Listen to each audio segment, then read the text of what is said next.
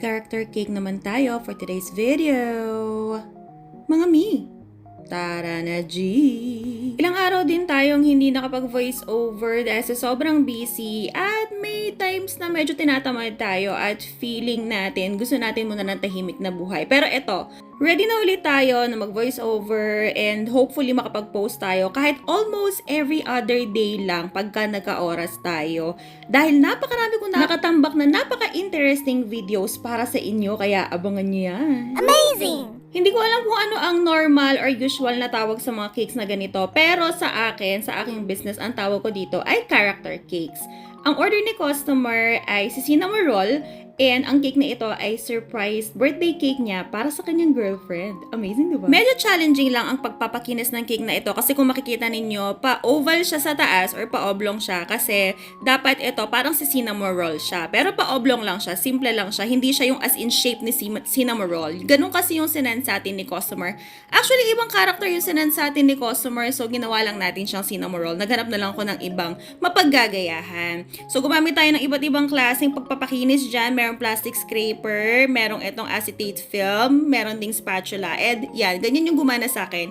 Hindi siya ganun ka-perfect kasi mga mima ko, first time natin itong gagawin yung ganitong shape. Pero malinis na siyang tingnan, kaya carry bells na yan. Amazing! Ang size ng cake na ito is 6x6 and then size ng cake drum natin is 10 inches.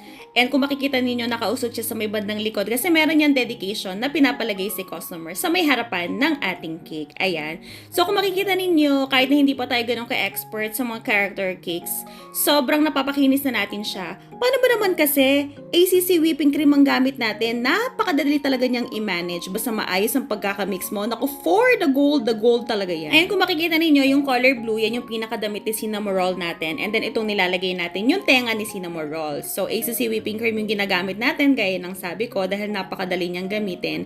And gumamit lang ako nitong maliit na palette knife natin para mapakinis natin yung cake. Hindi siya ganun kakinis, pero malinis na siyang tingnan sa personal and sa photo, kaya carry boom boom na yan. Marami rin kasi ako nakikita sa ibang bansa yata, hindi ko alam kung sa Korea or sa Japan, halos uso yung mga ganitong cakes. Kaya siguro, ganito yung pinagawa ni customer. Kasi nga naman, napaka-cute, di ba? Pwede niyong gayahin yung technique na ginagawa ko. Pwede rin kayong mag-invest sa mga acetate na scraper, yung malalambot, yung ginamit ko kanina dun sa pa-oval na cake natin. Kasi, mas madali siyang gamitin and mas magaan. Ako lang kasi, ganito yung prefer ko. Kasi para sa akin, mas madaling i-handle yung palette knife compared sa acetate scraper. Parang masyadong magaan yung acetate scraper sa akin. Mabigat kasi yung kamay ko, mga mima ko. Pero mas maganda kung yun yung gamitin ninyo kasi mapapakinis niya talaga and mafo-form niya yung icing base sa gusto ninyo. Kapag ka mga ganitong klaseng design ang gagawin ninyo sa cake, mas maigi na konting water lang yung gagamitin ninyo kapag magmi-mix kayo ng ACC whipping cream para mag-form siya and mas madali siyang mag-set.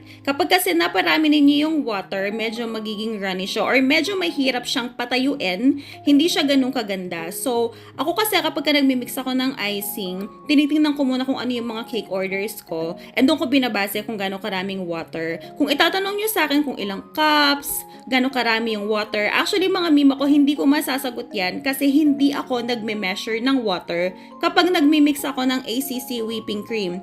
Tansya meter tayo, depende sa kung ano yung outcome na gusto ko. Ang gusto ko ganun din yung gawin ninyo kasi marami ako nakikita na nagpo-post, nagtatanong bakit po watery, o kaya yung iba ang dami pong buo-buo, ganyan. Mas maganda kasi na sundin ninyo kung ano yung nakikita ninyo instead sa sundin ninyo yung mga measurement na binibigay ng iba. Kasi iba-iba yan, lalo na kapag depende sa storage ninyo dun sa whipping paste ninyo. Merong iba na nilalagay nila sa ref yung whipping cream nila, yung whipping paste, yung hindi pa na-mix. Yung iba naman nasa room temperature, yung iba nasa inatan. Depende kasi yan, kaya mas maigi na tansyahin ninyo sa end ninyo kung paano ninyo imimix yung ACC whipping cream para makuha ninyo yung ideal na consistency. Amazing! Ayoko kasi yung magbibigay ako ng measurement dito sa mga videos ko tapos magko-comment kayo, sasabihin nyo na bakit yung sa akin ganito yung kinalabasan, bakit yung sayo ang ganda, parang naloloko ka naman yata. Marami kasi ako nakikitang ganon, kaya mas maigi na